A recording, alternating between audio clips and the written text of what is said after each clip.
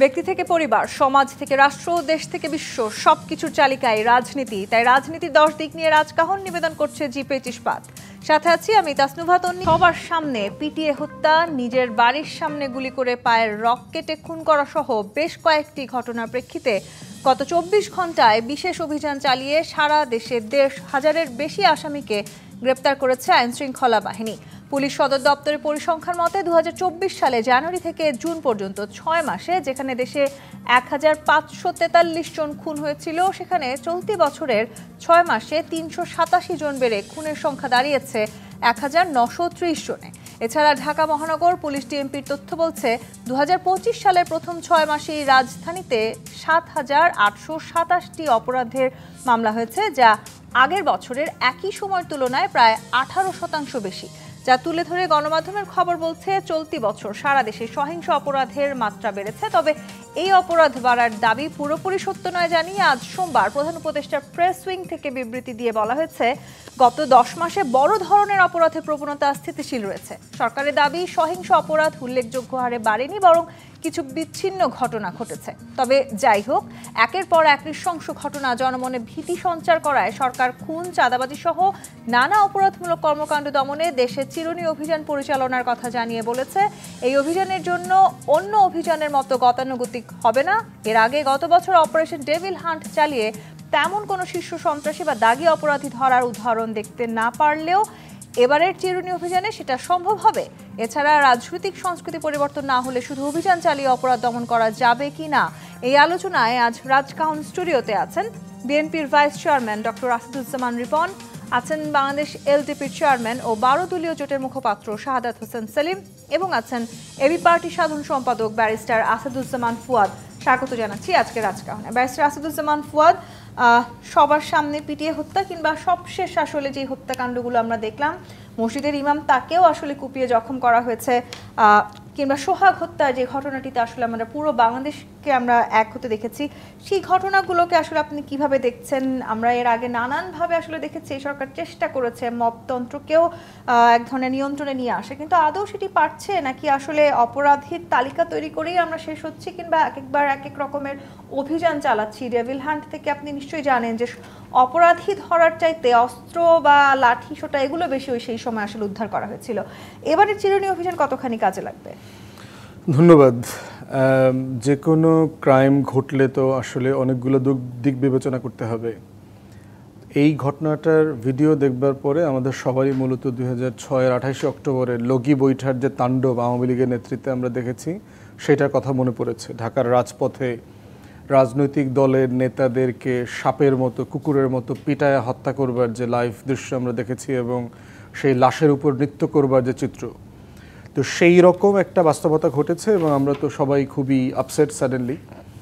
এখন এর ভিতরে অনেকগুলো বিষয় উঠে এসছে। একটা হচ্ছে যে বাংলাদেশে গত 16 বছরের আওয়ামী যে ফ্যাসিবাদী শাসন ব্যবস্থা ছিল, এটার মধ্য দিয়ে কিন্তু 40 থেকে 55 লক্ষ মানুষের রুটি রুজি কর্মসংস্থানের ব্যবস্থাপনা ছিল। দেশের অর্থনীতিবিদরা বলেছেন যে এই ইনফর্মাল ইকোনমিটা আওয়ামী লীগের বিভিন্ন পর্যায়ে তারা ক্লাসিফাইড করে চালিয়েছে।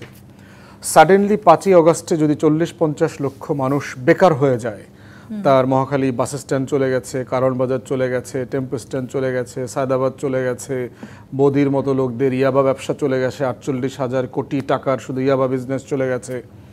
এই মানুষগুলো তো সাডেনলি কী করবে? সবাই তো পালাইতে পারে নাই।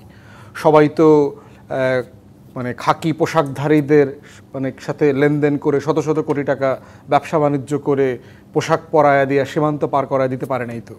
তো সেই বাস্তবতা এই মানুষগুলো তো বাংলাদেশে রয়ে গেছে। তার তো আর্থসামাজিক একটা রিয়েলিটি আছে। এই জন্য আপনি দেখবেন ছেচকা চুরি বেড়েছে, ছিনতাই বেড়েছে, ডাকাতি বেড়েছে, কিশোর গ্যাংয়ের প্রতাপ বেড়েছে, এগুলো সবগুলো বেড়েছে। এইটা একটা অর্থনীতি, এবং এটাই হচ্ছে politically driven sponsored criminal economic system যেটা আছে।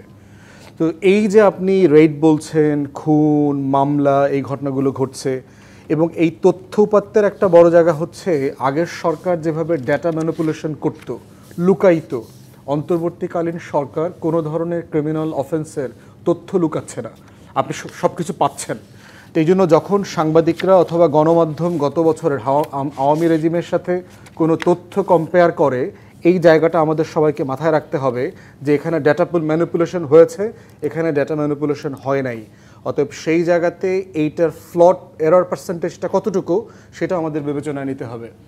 থার্ড হচ্ছে, একটা রাষ্ট্র থেকে যখন $250 বিলিয়ন লুটপাট হয়ে যায়, 40টা ব্যাংক রেড জোনে চলে যায়, তখন সেই রাষ্ট্রের অর্থনৈতিক অবস্থাটা কোথায়? এই যে বিশাল আওয়ামী অলিগার্কি, কয়েকশো গার্মেন্টসের মালিক পালায় চলে গেছে, সিম্পলি পালায় চলে গেছে, তারা টাকা পয়সা দেয় নাই, ব্যাংকের লোন রিশেডিউল করে নাই, বেতন দিতে পারছে না। এই যে অস্থিরতাগুলোর পরিবেশ তৈরি হয়েছে, এর একটা ফিডব্যাক, এর একটা রিয়াকশন সমাজে তো কোনো না কোনো ফর্মে পড়বে। এবং এর সাথে জড়িত হয়েছে পলিটিক্যাল টাউটস, বাংলাদেশে যেটা আছে রাজনৈতিক তদারকিতে চাঁদাবাজ যে গোষ্ঠী, এই গোষ্ঠীটা রয়ে গেছে। কিন্তু এই গোষ্ঠীর কথা যাদের কথা আপনি বলছেন, সেখানে আমরা দেখছি কিন্তু পাল্টাপাল্টি অভিযোগ করছে। না, এটা একটা রাজনৈতিক দলগুলো একজন আরেকজনের দিকে অভিযোগের তীর ছুড়ছে। পলিটিক্যাল টাউট হচ্ছে ইটসেলফ এ ক্রিমিনাল ক্লাস। এরা হলো শুধু ব্যানার পরিবর্তন করে, তো থাকা উচিত, এরা ব্যানার পরিবর্তন করে, এর কাজই হইল সে চাঁদাবাজি করে খায়। ওই সময়ের সবচেয়ে পাওয়ারফুল রাজনৈতিক দলের শেল্টারে সে চাঁদাবাজিটা করে, সে হকারের ব্যবসা করে, সে দোকানদারি দখল নিচ্ছে, কারওয়ান বাজারের দখল নিচ্ছে, এটা করতেছে। সেই জায়গাতে রাজনৈতিক দল অথবা পার্টিকুলার কোনো দলের নেতাকে এক্সক্লুসিভলি একটা ক্রাইমের দায় দিলে যেটা হবে, সামগ্রিক যে বাস্তবতাটা, এখান থেকে আমরা আসলে সমাধানের রাস্তায় যেতে পারবো না। কিন্তু যখন আমরা সমাধানের কথা বলছি, শাহাদাত হোসেন সেলিম, সেই সময় আমরা দেখছি বারবার নানানভাবে চিরুনি অভিযান বা ডেভিল হান্টের মতন এই ধরনের অভিযানের কথা বলা হচ্ছে। আপনি আসলে কি মনে করছেন যে শুধু এই অভিযানগুলোর মধ্য দিয়ে আমরা এই মপতন্ত্রকে কমিয়ে নিয়ে আসতে পারবো, নাকি প্রেস উইং আজকে যেটি বলেছে যে তারা দাবি করেছে যে খুব একটা সহিংস অপরাধ উল্লেখযোগ্য হারে বাড়েনি, নাকি আসলে তারা দেখতে পাচ্ছেন না যে এই ধরনের ঘটনা থেকে পরবর্তীতে আরো বড় ধরনের কোনো ঘটনা যদি ঘটে যাওয়ার সম্ভাবনা আছে কিনা? ধন্যবাদ আপনাকে এবং ধন্যবাদ সহ আলোচকদেরকে। এখানে যে সহিংস ঘটনার প্রেক্ষিতে অথবা কিছু আইনশৃঙ্খলার অবনতির প্রেক্ষিতে চিরুনি অভিযানের কথা বলছে, এই চিরুনি অভিযানের কার্যত কোনো উপকার হবে বলে আমার কাছে মনে হচ্ছে না। ফৌদ ভাই যথার্থই আপনার চিহ্নিত করেছেন যে একদম রাজনৈতিক সংস্কৃতিটা গত 15-16 বছরে যে পর্যায়ে ছিল, সেই রাজনৈতিক সংস্কৃতিটা পরিবর্তন করা হয়নি এবং এই অন্তর্বর্তীকালীন সরকারের সেই রাজনৈতিক সংস্কার পরিবর্তনের কোনো অঙ্গীকারও নাই। এখানে আরেকটি রাজনৈতিক সরকার যখন প্রতিষ্ঠিত হবে, সেই রাজনৈতিক সরকারের যদি অঙ্গীকার থাকে যে আমরা সন্ত্রাসী চাঁদাবাজ থেকে কোনোভাবেই আমরা টলারেট করব না, সেই ক্ষেত্রে পরিস্থিতি উন্নতি হতে পারে। অন্যথায় এই অবস্থার মধ্যে দিয়ে এই সরকারের কাছে তো আসলে আমাদের অনেক ধরনের প্রত্যাশা ছিল, অন্তত আইন শৃঙ্খলা বাহিনীকে সংস্কার করবেন তারা, সেই প্রত্যাশাও তো ছিল। এই সরকারের কাছে আমাদের কোনোই প্রত্যাশা নাই। শুধুমাত্র একটা সুষ্ঠু নির্বাচন যদি করে দিতে পারে, তাহলে আমি মনে করব যে এই সরকারের যেই আপনার উপদেষ্টা মণ্ডলী গঠন করা হয়েছে, সেই উপদেষ্টা মণ্ডলী একটা রাষ্ট্র পরিচালনা করার ব্যাপারে দক্ষ নয় এবং তারা সেভাবে আপনার রাষ্ট্রটাকে পরিচালনা করছে না, অথবা রাষ্ট্র পরিচালনার ব্যাপারে সেভাবে আন্তরিকতাও দেখাচ্ছে না। স্বরাষ্ট্র উপদেষ্টার ব্যাপারে প্রত্যেকটা আপনার রাজনৈতিক দল হতে আরম্ভ করে ছাত্র সমাজ এবং আন্দোলনের অংশগ্রহণকারী প্রত্যেকেই তাকে সরিয়ে দেওয়ার কথা বললো, তাকে সরিয়ে দেওয়া হয়নি। এখন এই ধরনের চিরুনি অভিযানে ধরেন আপনি সংবাদপত্রে পেলেন যে আজকে রাত্রে 1500 গ্রেপ্তার করা হয়েছে, কিন্তু আপনি এটা জানতে পারছেন না যে আজকে আবার কতজনের জামিন হয়েছে। এবং এই ধরনের চিরুনি অভিযানে আপনার ঈদের রাত হয় আপনার পুলিশের, এবং ঈদের রাত হয় আপনার আইনজীবীদের, চাঁদ রাত আইনজীবীদের, বুঝছে। অনেক অসংখ্য আপনার মানে অপরাধী আছে। ধরেন পুলিশ দেখা গেল যে রাতের অভিযানে তাকে গ্রেপ্তার করলো, সকালবেলা কোর্টে পাঠালো, বিকালবেলা জামিন নিয়ে এসে আবার সে চাঁদাবাজি করছে। এখানে এবং আপনার নীতি নৈতিকতা অবক্ষয়ের চূড়ান্ত পর্যায়ে আছে। এখানে পুলিশকেও আসলে আমরা খুব দ্রুততম সময়ের মধ্যে ব্যবস্থা নিতে কি দেখছি, বিশেষ করে যদি আমি সোহাগের ঘটনাটা এই উদাহরণ হিসেবে দেই, 2 দিন আসলে আমরা দেখেছি আইন শৃঙ্খলা বাহিনী বেশ নিষ্ক্রিয় ছিল। সোহাগের ঘটনাটা সম্পূর্ণ বিচ্ছিন্ন বা একটা পরিকল্পিত ঘটনা। সোহাগের ঘটনা ছাড়া অন্য যে কোনো ক্ষেত্রে পুলিশ যদি কোনো আপনার সন্ত্রাসীদের বিরুদ্ধে কোনো ব্যবস্থাও নেয়, চাঁদাবাজির বিরুদ্ধে ব্যবস্থা নেয়, সেই চাঁদাবাজ এবং সন্ত্রাসী কিন্তু কখন জামিন নিয়ে বেরিয়ে আসে এটা পুলিশও জানে না।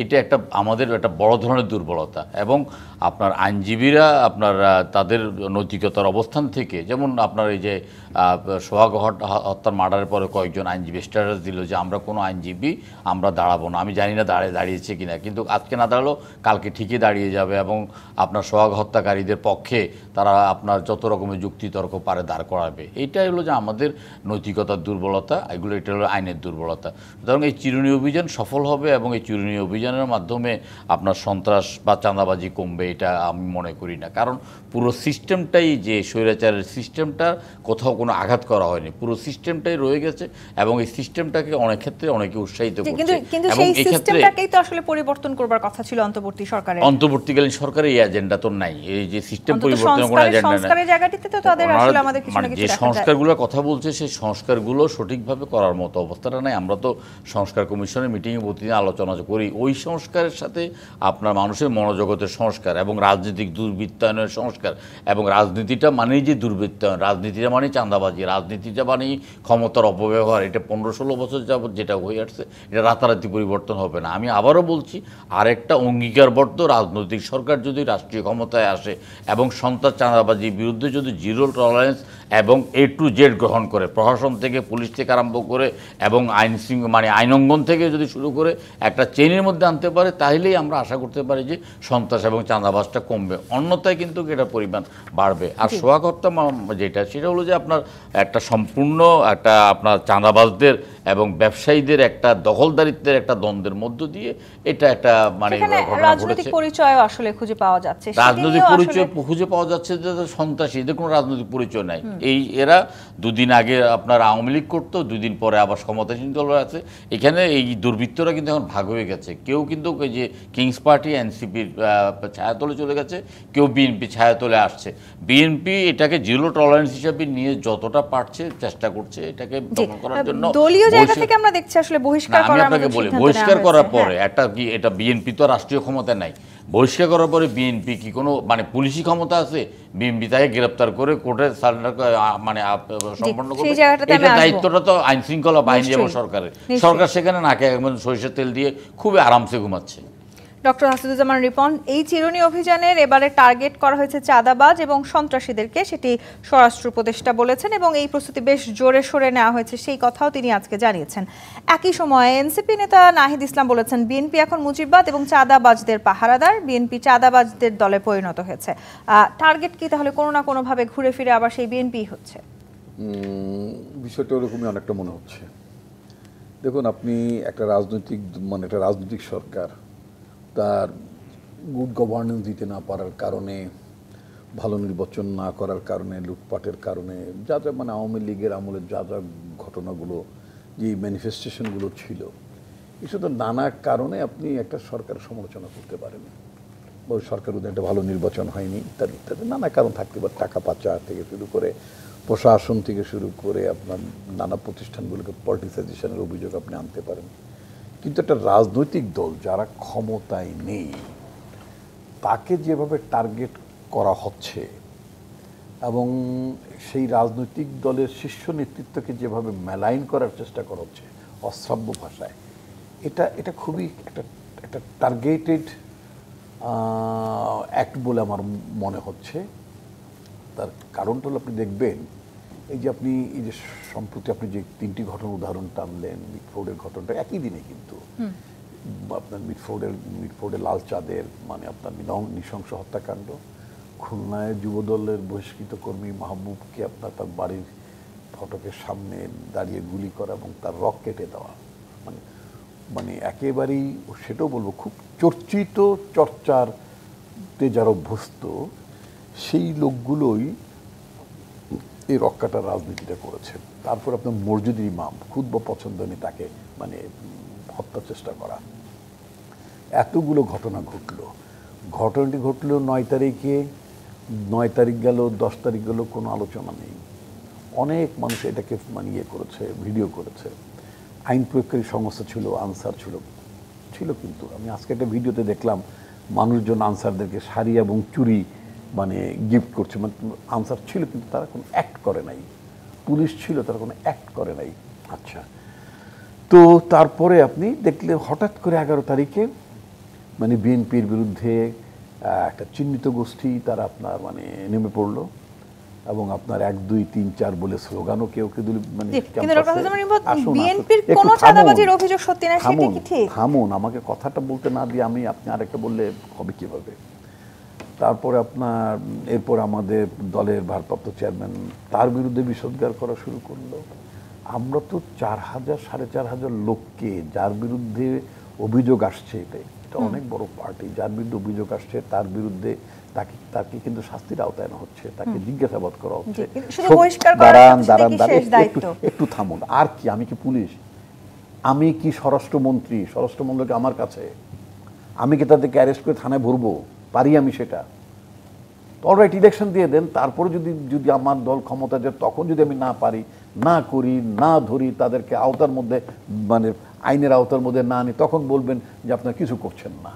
এখন কথা হচ্ছে কি, যেই গোষ্ঠীটি, যে দলটি এনসিপি, যাদের কথাটা আপনি বললেন যে এরকম মানে মুজিববাদের পাহারাদার অমুকের কি, তারপরে কি বললেন আরেকটা, চাঁদাবাজের দলে পরিণত হচ্ছে বিএনপি। এই কথাটি আমার দল তো কারো বিরুদ্ধে অভিযোগ থাকলে মানে চার্জ আনছে, ব্যবস্থা নিচ্ছে, এমনকি স্ট্যান্ডিং কমিটির মেম্বার পর্যন্ত নিষ্কৃতি পায়নি। এমনকি আমার দুজন কলিগ ভাইস চেয়ারম্যান পদমর্যাদার, তাদেরকে পর্যন্ত তাদের মানে মন্তব্যের কারণে তাদেরকে ওয়ার্নও করা হয়েছে। একটা পার্টি তো রাজনৈতিক প্রসেসই কাজ করে, কিন্তু আমি যেই পার্টিটির অভিযোগ আনলো, নতুন যে পার্টিটি যদিও এখন পর্যন্ত নিবন্ধিত হয়নি, হোয়াট এভার, বাট একটা পলিটিক্যাল পার্টির সংবিধানে যে কোনো রাজনৈতিক দল মানে দল গঠন করার অধিকার প্রত্যেকটা নাগরিক আছে।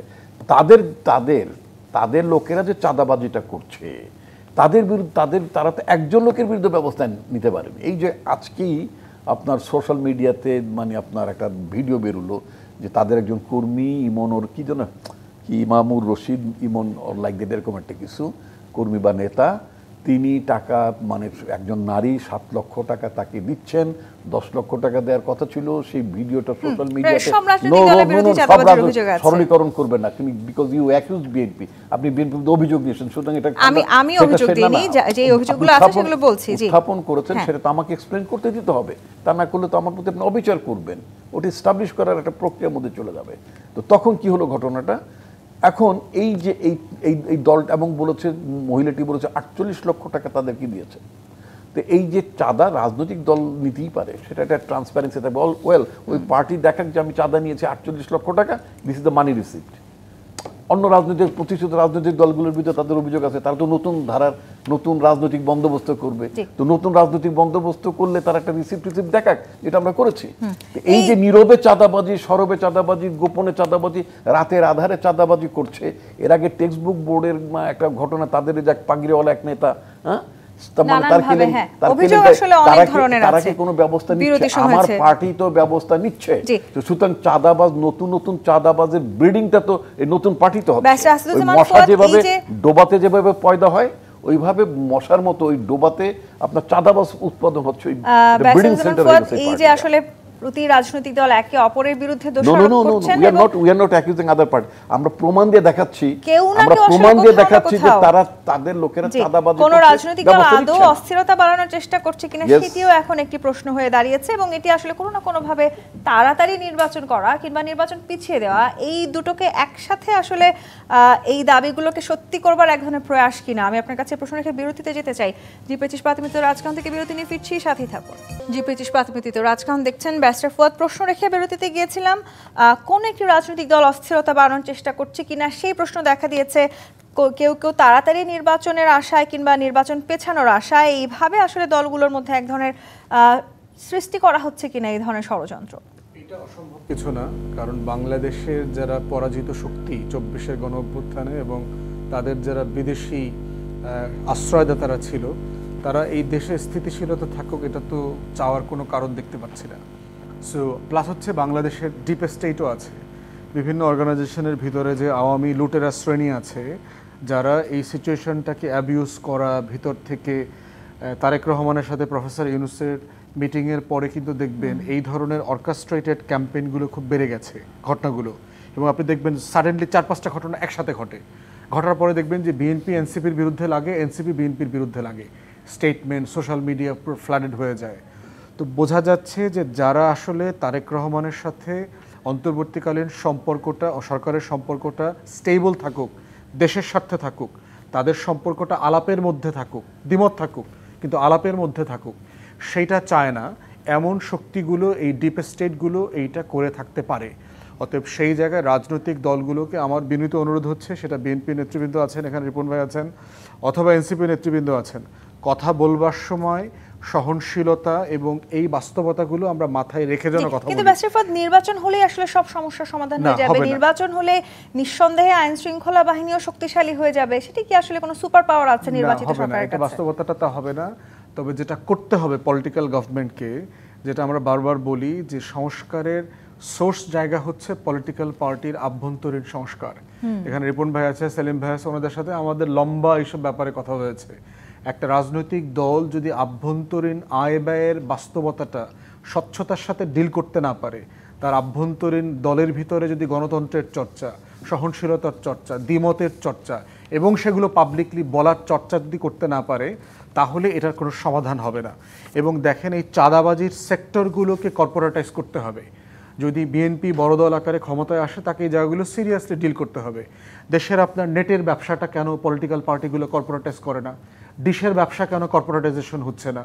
কেন বর্জ্য ব্যবস্থাপনা কর্পোরেট কোম্পানিগুলোকে দেওয়া হচ্ছে না? কেন বাংলাদেশে বাস স্ট্যান্ডগুলো, ট্রাক স্ট্যান্ডগুলো একটা সিস্টেমে আনা হচ্ছে না? কেন ঢাকা শহরের 15 লক্ষ হকার, স্ট্রিট ভেন্ডার যারা আছে, তাদেরকে একটা ফর্মালাইজ বিজনেসের ট্রেডের মধ্যে নিয়ে আসা হচ্ছে না? সারা দুনিয়াতে স্ট্রিট মার্কেট আছে। আমরা যারা ইউরোপে ছিলাম, আসলে অন্তর্বর্তী সরকারের পক্ষে করাও সম্ভব না, প্র্যাকটিক্যালি সম্ভব না। কিন্তু এটা পলিটিক্যাল গভর্নমেন্টকে এখন থেকে এই ব্যাপারে সুনির্দিষ্ট প্রস্তাবনা দিতে হবে যে আমি ক্ষমতায় আসলে বাংলাদেশে নেটের ব্যবসা, ডিশের ব্যবসা, বর্জ্য ব্যবস্থাপনা, স্ট্রিট ভেন্ডার যারা আছে, এগুলোকে আমি কর্পোরেট প্রফেশনাল জায়গাতে নিয়ে আসব। যদি আপনি bus stand, truck stand, tempo stand এগুলোকে প্রফেশনাল জায়গা থেকে ডিল করতে পারেন, ইজারাতে যাইতে হবে কেন? মাঠ, ঘাট, হাট রাষ্ট্র কেন ব্যবস্থাপনা করতে পারছে না? তাহলে স্থানীয় প্রশাসনের কাজ কি? লোকাল গভর্নমেন্ট, পৌরসভা, উপজেলার কাজ কি? আইন শৃঙ্খলা বাহিনীর কাঁধে না, চাপিয়ে দিয়ে আসলে আপনি এখান পুরো থেকে আমাদের বেরিয়ে রাষ্ট্রকে আসার অরাজকতা রেখে আপনি আইন শৃঙ্খলা বাহিনীকে দিয়ে ধরবেন, আবার জামিনে বের হয়ে আসবে, আপনি তো জোর করে জামিনও ঠেকাইতে পারবেন না, কারণ আইনের শাসন বলে একটা কথা পুরো আছে। সিস্টেমের আসলে এক ধরনের পরিবর্তন Exactly, প্রয়োজন। এটা ডক্টর দরকার আসিফুজ্জামান রিপন, তারেক রহমানকে কেন্দ্র করে এক ধরনের গভীর ষড়যন্ত্র চলছে, বিএনপি সেটি মনে করছে। আবার বিএনপির জনসমর্থনকে ক্ষুণ্ণ করার জন্যও আসলে দু একটি দল এরকম ষড়যন্ত্র করছে, সে কথাও বিএনপি তরফ থেকে বারবার বলা হয়েছে। এদিকে যুবদল নেতা তিনি আজকে বলেছেন যে কোনো না কোনোভাবে আসলে শিবিরের লোকজন ঢুকে গিয়ে বিএনপির নামে এই ধরনের ষড়যন্ত্র করছে। যা কিছু হচ্ছে, বিএনপির বিরুদ্ধে এত ষড়যন্ত্র কেন হচ্ছে? সেটি কি আসলে শুধু নির্বাচনকে পেছানোর জন্য, নাকি অন্য আরো বড় কোনো কিছু আপনারা দেখতে পাচ্ছেন? নির্বাচন পেছানোর একটা ব্যাপার আছে, তারপরে আপনার হঠাৎ করে কেউ কেউ মনে করছেন যে তাদের প্রতি জনসমর্থন বেড়ে গিয়েছে, মানে সব কিছু মোটামুটি একটা নির্বাচন কেন্দ্রকে অ্যাপারেন্টলি এটা আপনি বলতেই পারেন। আমি আগে শুরুতে যেটা বলেছিলাম যে কোনো পলিটিক্যাল পার্টির লিডার, তিনি টপ লিডার হন, যিনি হন না কেন, তিনি মানে তাকে সমালোচনা করা যাবে না এটা কিন্তু আমি মনে করি না। সমালোচনা করা যাবে, তার নীতি, আদর্শ, পলিসি নিয়ে আপনি ক্রিটিসাইজ করতেই পারেন, আপনার ভিন্ন মত থাকতেই পারে, আপনার ভিন্ন মত অবস্থান হতেই পারে আপনার, সেটি রাজনৈতিক সৌন্দর্য। কিন্তু সৌন্দর্য তো বটেই। আমি জামাতের আমির ডক্টর শফিকুর রহমান সাহেবের স্টেটমেন্টটাকে আমি বরং ওয়েলকাম করি, যে আমাদের মানে সমালোচনা বা সব কিছুই একটা শালীনতা, একটা পরিমিতিবোধ, পরস্পর প্রতি সব সম্মান রেখে করাটা এটা খুবই খুবই প্রয়োজন। কিন্তু আমার বক্তব্য সেখানে না। আমি যে জায়গাটি বলতে চাচ্ছিলাম সেটা তো গতকালকে আমি একটা অনলাইন নিউজ পেপারে যেটা দেখলাম, এবং যেই মানে সোশ্যাল মিডিয়াতে যেই মানে ছবিগুলো মানে বেরুলো, এই যে লালচাঁদের হত্যাকাণ্ডের কিছু বিষয় ব্যারিস্টার মানে ফুয়াদ খুবই মানে চমৎকারভাবে উল্লেখ করেছেন। আমি আরও একটু মানে সূত্র ধরে আমি যদি আগাই, তাহলে সেখানে দেখব যে ওই ঘটনার যে মানে প্রধান নায়ক, তার নাম কোনো জায়গায় আসছে মহিউদ্দিন, মহি, কখনো কোথায় আসছে মাহিন অথবা মহিন, হোয়াট এভার যেই নামই হোক না কেন, এই ছেলেটি একসময় ছাত্রলীগের জেনারেল সেক্রেটারি, আপনার গোলাম রাব্বানির ক্যাডার ছিল, সে ছাত্রলীগেও বহিষ্কৃত হয়েছিল, মানে হি ইজ এ ক্যাডার। পরবর্তীতে হি ওয়াজ ফাউন্ড উইথ আপনার এনসিপির যিনি প্রধান নাহিদুল ইসলাম বা নাহিদ ইসলাম, হোয়াট এভার তার নাম, ওনার সাথে তার ফটোগ্রাফ রয়েছে, তার সাথে ফটোগ্রাফ রয়েছে আপনার হাসনাত আব্দুল্লার সাথে। খোলস পাল্টে তার মানে তারা ফিরে আসার চেষ্টা করছে। আমি খোলস পাল্টিয়েছে কিনা আমি জানি না, সেটা তো আমি বলবো না, বাট ওয়ান্স ওই মহিন বা মাহিন সে একসময় ছাত্রলীগের জেনারেল সেক্রেটারি, মানে রাব্বানির মানে ক্যাডার, বডিগার্ড এরকম টাইপের ছিল। লেটার অন তাকে মানে দেখা গেছে তার সখ্যতা, তার অ্যাসোসিয়েশন দেখা গেছে এনসিপির সাথে। আচ্ছা, এখন কথা হচ্ছে কি যে হঠাৎ করে আপনার 9 তারিখের ঘটনা, দুদিন বিষয়টা সারপ্রাইজ থাকলো, 11 তারিখে মিডিয়াতে আসলো, আসার সাথে সাথেই আপনার আপনার একটা বিশেষ চিহ্নিত গোষ্ঠী তারা কি করলো, ইউনিভার্সিটির হলগুলোতে 1, 2, 3, 4 করে অকথ্য বাজে নোংরা, এগুলো কোনো শিক্ষিত ছেলে মেয়েদের কাজ না, এগুলো কোনো ভদ্রলোকের মানে পরিবারের সংস্কৃতির মধ্যে পড়ে না, যে সমস্ত স্লোগানগুলো শিক্ষা প্রতিষ্ঠানের হলগুলোতে এসেছে। ফলে আমার কাছে মনে হয়েছে এটা কোনো রাজনীতি না। তারপরে আবার একটা স্লোগান দেখলাম, আপনার একটা গ্রুপ তারা স্লোগান দিচ্ছে, আমার ভাইয়ের রক্ত বৃথা যেতে পারে। ভাই তোর কোথা থেকে হইলো? যার ভাই হলো বিএনপির যুব দলের ভাই বা ছাত্র দলের মানে প্যারেন্ট অর্গানাইজেশনের ভাই, যা মানে ছাত্রদল যুব দলের পুরলো না, পুরলো যে কাদের কতিপয় যারা বিক্ষোভ করে নামলো যে আমার ভাইয়ের রক্ত কেন কি চেক বৃথা যেতে দেবো ইত্যাদি ইত্যাদি করে, তারপরে তারেক রহমান, তার মানে কোথাও না কোথাও খুব সুস্পষ্টভাবে আপনারা একটা ষড়যন্ত্র দেখতে পাচ্ছেন। এরপরের টার্গেটও তারেক রহমান, কথাটা খেয়াল করবেন, এরপরের বক্তব্যটা তারেক রহমান। এই ব্যক্তিরা নান অফ দেম, এরা কেউ কিন্তু গভর্নমেন্টের সমালোচনা করেনি, স্বরাষ্ট্রমন্ত্রী সমালোচনা করেনি, আপনার মানে পুলিশ কমিশন সমালোচনা করে, যেটা হওয়ার কথা ছিল। ঠিক সেই সমালোচনার জায়গাটা দিয়ে আমি আসতে চাই শাহাদাত হোসেন সেলিম। নো, সেইগুলো না করে আমরা কি দেখেছি, আমরা যখন এই ধরনের ঘটনা করতাম আমাদের ছাত্র রাজনীতির সময়, আমরা তখন কি করতাম, ইমিডিয়েটলি আমরা হোম মিনিস্টারকে অ্যাকিউজ করতাম, সেটা না করে স্ট্রেইট তারেক রহমানের বিরুদ্ধে বলা। তার মানে এখানে মধ্যে তারেক রহমানের, প্রফেসর মোহাম্মদ ইউনূসের সাথে আমাদের পার্টির ভারপ্রাপ্ত চেয়ারম্যান তারেক রহমানের যে সভাটি হলো লন্ডনে, সেই সভাটির পর থেকে সারা দেশে নির্বাচন রাজনীতি নিয়ে সরকার এবং বিরোধী দলের মধ্যে যে একটা সমঝোতা শব্দটার মধ্যে আন্ডারস্ট্যান্ডিং, সেখান থেকে দূরে সরিয়ে নিয়ে আসা যায় কিনা সেই প্রচেষ্টা হয়তো চলছে। জি শাহাদাত হোসেন সেলিম, এই যে আসলে পুলিশের, আমি আসবো আপনার কাছে, সেলিমের কাছ থেকে নিচ্ছি আমি, ডোন্ট ওরি, সেলিমের কাছ থেকে নিচ্ছি। এই ধরনের একটা এনভায়রনমেন্ট, একটা চমৎকার কন্ডিউসিভ এনভায়রনমেন্টের দিকে দেশ এগুচ্ছিল, মানুষের মধ্যে একটা কি বলে এটা, মানুষ কিন্তু আশ্বস্ত হচ্ছিল, তাই না? এমনি ধরনের একটা পরিস্থিতি হঠাৎ করে আপনার মানে বদলে দেওয়ার যে চক্রান্তটা পুলিশ মহাপরিদর্শক নিজে বলেছেন অন্তর্বর্তী সরকারের অধীনে প্রশাসন পুনরায় সংগঠিত হতে সময় নিচ্ছে এবং পুলিশকে কার্যকরভাবে কাজে ফেরানো এবং অপরাধ দমন দুটি একসঙ্গে চ্যালেঞ্জ হয়ে উঠছে। এই চ্যালেঞ্জ তাহলে অন্তর্বর্তী সরকার কি মোকাবেলা করতে পারবে? না, গত 10 বছর যখন পারে নাই, ভবিষ্যতে আর পারবে না, এটা আমরা বারবার বলে আসছি। এটা পারবে না, এটা পারার কথা নয়। পুলিশকে দিয়ে কাজ করানো অথবা আপনার নিজে তার সহকর্মীদেরকে উদ্বুদ্ধ করে কাজ করানো, এই কাজটা অন্তর্বর্তীকালীন সরকারের পক্ষে আর করা সম্ভব নয়। দেখুন, এখানে রিপন ভাই যেটা বলেছেন যে আমরা একটা রাজনীতি সুবাতাস মানে পেতেছিলাম যে আপনার ডক্টর ইউনূস এবং তারেক রহমানের মধ্যে একটা বৈঠকের মধ্যে দিয়ে, এবং তারেক রহমান এবং ডক্টর ইউনূসের বৈঠকের ব্যাপারে আমরা যখন ঐক্যমত্য কমিশনের মিটিংয়ে ছিলাম, একটা রাজনৈতিক দলের প্রতিবাদে একদিন বয়কটও করেছে। তাহলে বোঝা যাচ্ছে যে মানে উদ্দেশ্যটা কিন্তু ভিন্ন।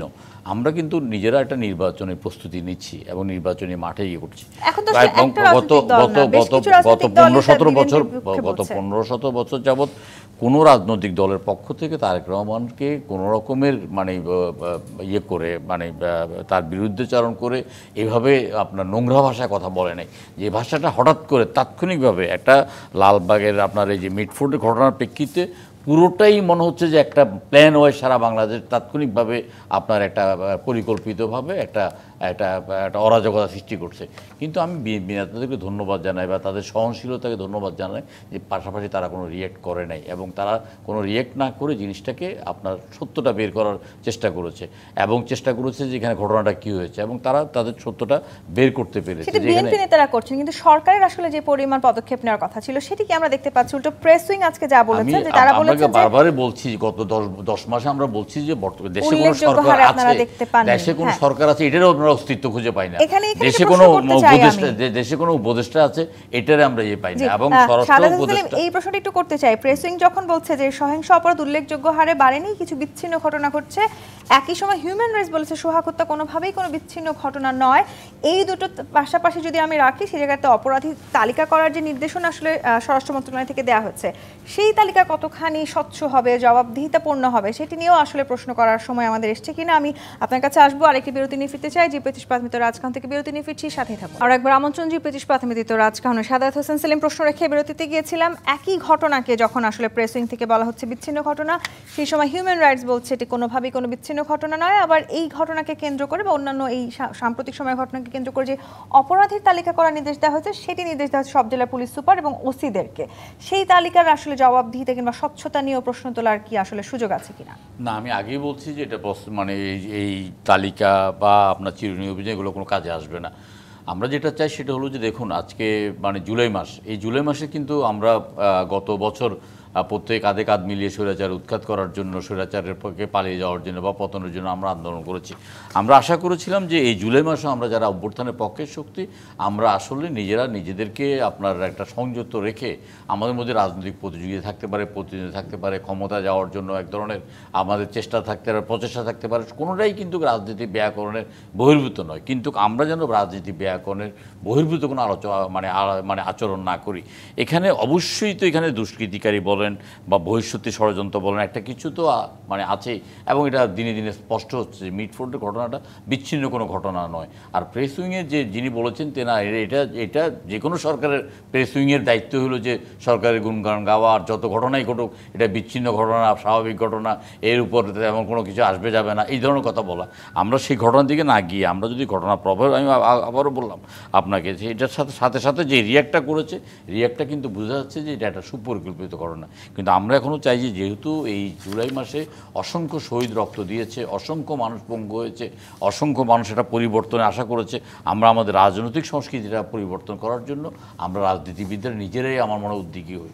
আমরা রাজনীতিতে এমন কোনো কথাবার্তা না বলি যাতে করে পরিস্থিতি আরও ঘোলাটে হয়। আমরা রাজনীতিবিদরা রাজনীতির প্রতিযোগিতাটা আমরা রাজনৈতিক ময়দানের মধ্যে রাখি।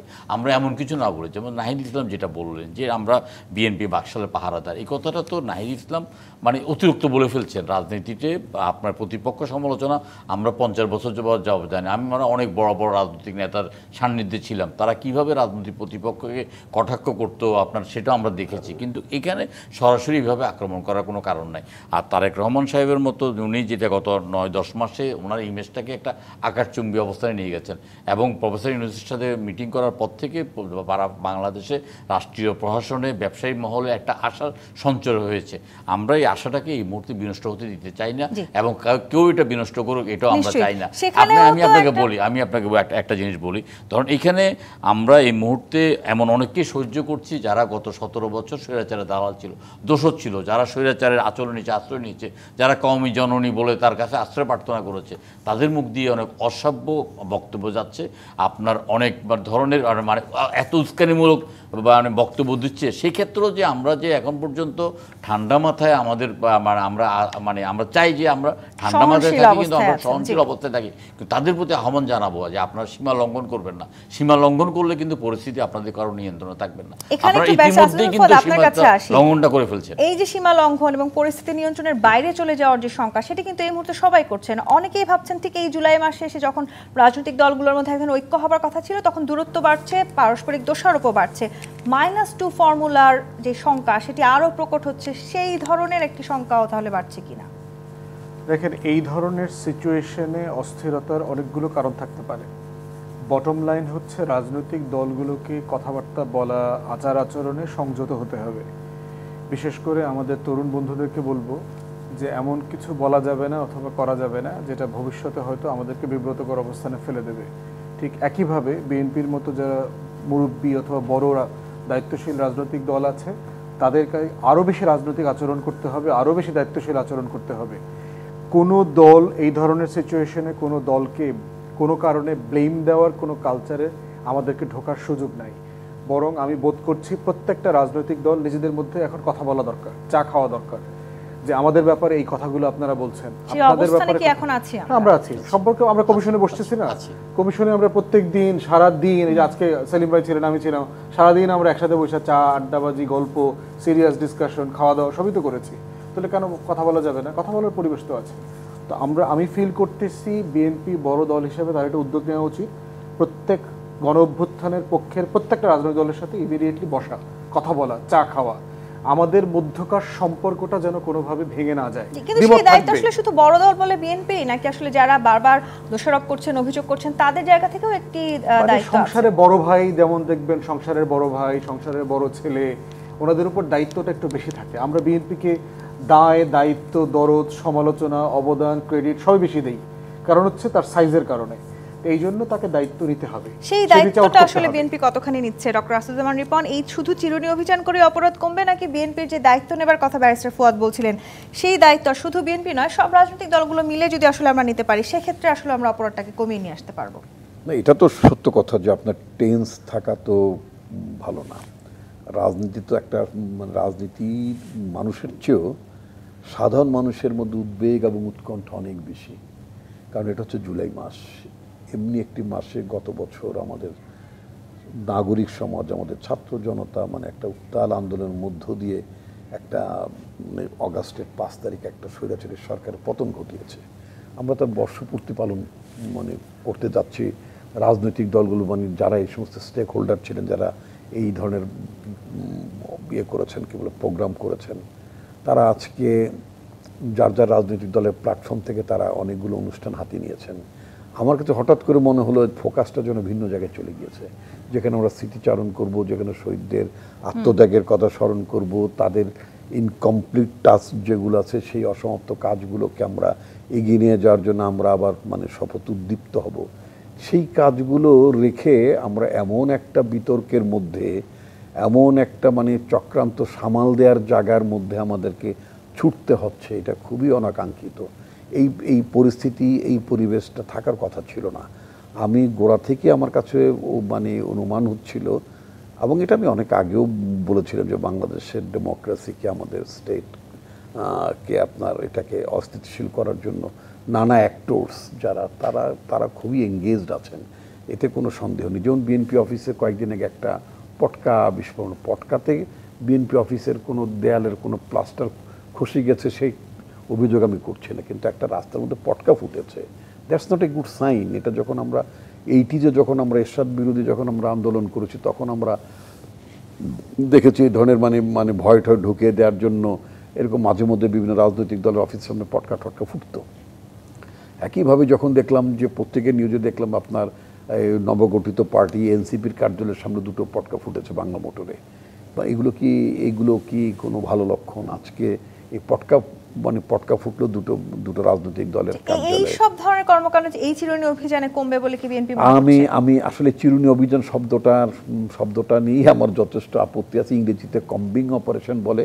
আমি বিরতিতে এক ফাঁকে আমি ব্যারিস্টার ফুয়াদকে বলছিলাম যে অল কমস আর নট চিরুনি, সব চিরুনি দিয়ে চুল আঁচড়ানো যায় না, আর এইসব চিরুনি দিয়ে রাইট, ওটাও কম্বিং, এক্স্যাক্টলি উনি যেটা বলেন ওটাও কম্বিং। তো সুতরাং চিরুনি দিয়ে যদি কম্বিং এর চিন্তা ভাবনা করা হয় তাহলে এটা ব্যর্থ হতে বাধ্য। আর নিরানির ব্যাপারটা যদি একটু আনা হয়, চিরুনির পরিবর্তে চিরুনির পরিবর্তে যদি নিরানির যে এটা এক্স্যাক্টলি আমি ওইটার নামটা বলতে পারবো না, যদি আমি কৃষিকাজে যথেষ্ট উৎসাহী, তো ওরকম কিছু হলে হতে পারতো। তবে সবচেয়ে বড় কথা হচ্ছে যে আমাদের পুলিশের মোরালটা আগের জায়গায় নাই, তারা স্ট্রেনদেন না, তারা এনকারেজ না। মফস্বল থেকে যাদেরকে নিয়ে আসা হচ্ছে তারা আমার মনে হয় না ধন্যবাদ সাদাত হোসেন সেলিম, ডক্টর আসাদুজ্জামান ফুয়াদ আজকে আমাদেরকে সময় দেওয়ার জন্য। তৈরি বলে আমার মনে হয়। দর্শক, আজকের মতো বিদায় নিচ্ছি। জি25 মিনিট রাজখান থেকে ফিরবো আগামীকাল রাত 10টায়।